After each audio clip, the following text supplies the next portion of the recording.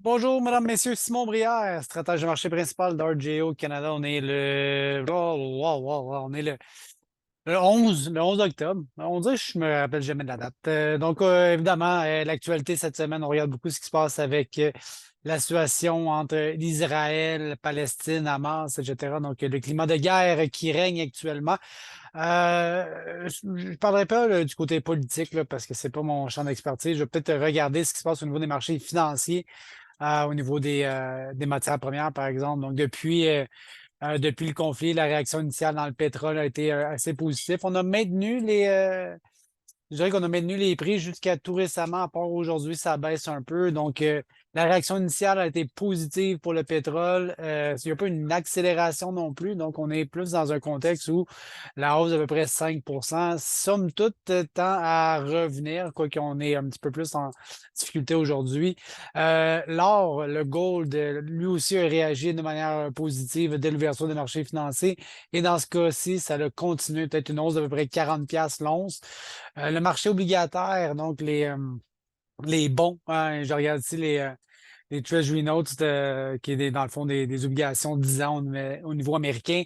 Réaction initiale positive, donc on cherche des valeurs refuge, on veut acheter des bons du Trésor américain, plus on en achète, ben, plus le taux d'intérêt va être un peu plus faible. Je vais regarder sur la prochaine acétate. Donc, réaction initiale au niveau des bons positive, ce qui fait en sorte que, comme je le disais, là, augmentation des bons, une relation inverse avec les taux d'intérêt. Donc, quand les obligations augmentent, les taux d'intérêt diminuent et vice-versa. Donc, la réaction initiale, là aussi, a été un peu cohérente. 4,59, je regarde le taux d'intérêt du marché obligataire sur les bons du Trésor 10 ans.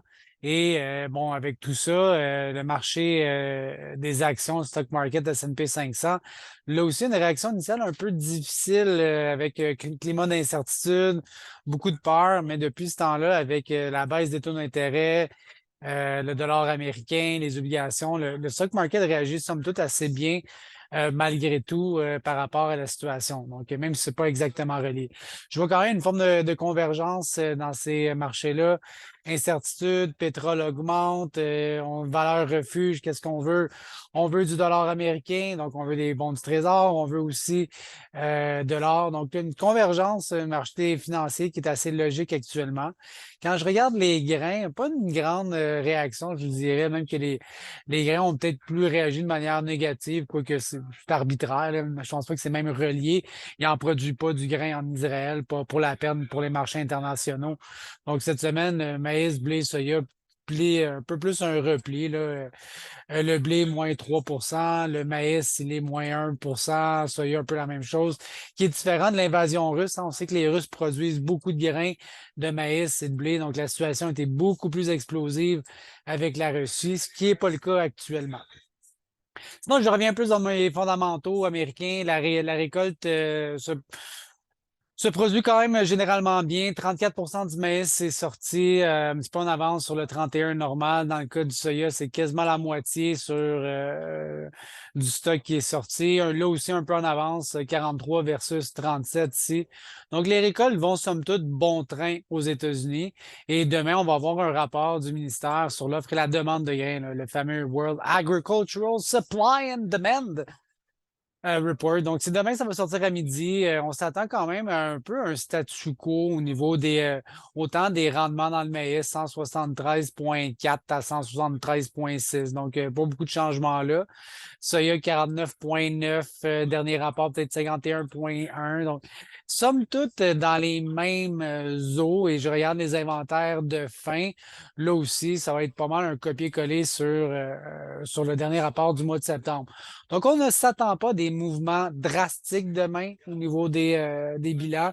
Quand je regarde le bilan au niveau du maïs, par exemple, c'est le corn, bon, je pense pas qu'il y ait beaucoup de modifications des surfaces. Je dis ça, l'année dernière, le mois dernier, il y a une augmentation des superficies. Le rendement, 73,8, ça va être dans ces eaux-là. Donc, ce qui rentre, ce qui sort de la consommation, je vais être beaucoup plus intéressé par les inventaires de fin, surtout en fonction de la demande. Donc, actuellement, si je prenais ma petite calculette, là, je faisais 2, 2, 2, 1, je divise ça par 14, 3, 9, 0.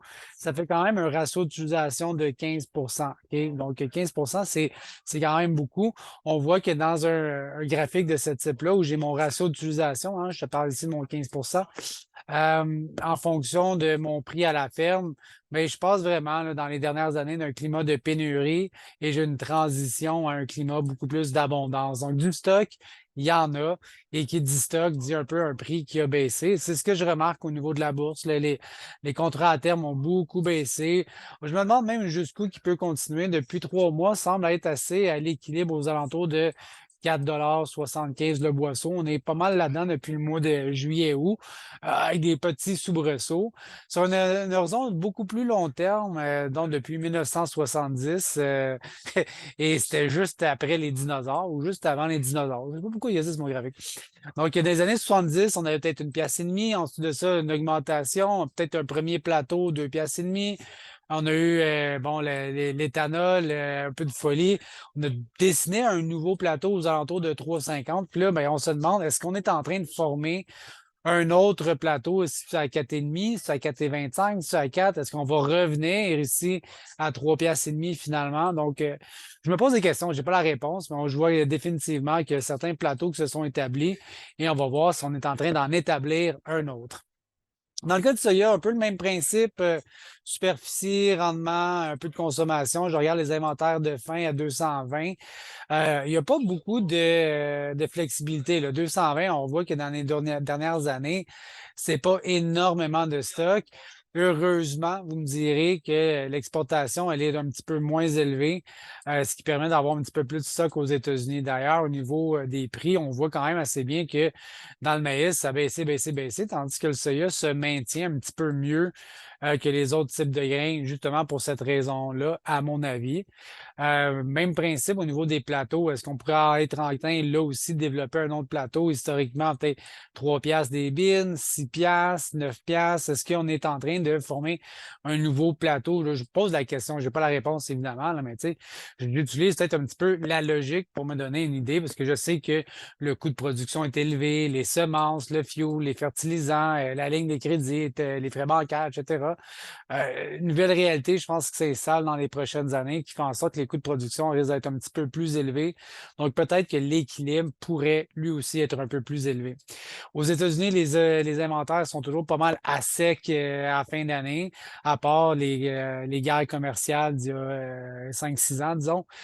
Mais la part des États-Unis aujourd'hui entre les États-Unis et le Brésil est beaucoup plus petit. Donc, on voit ici, le Brésil est rendu à 163 millions de tonnes, tandis qu'aux États-Unis, 112. Donc, on voit vraiment, là, depuis le conflit avec la Chine, c'est le Brésil qui prend les rênes de l'exportation et de la production de fèves.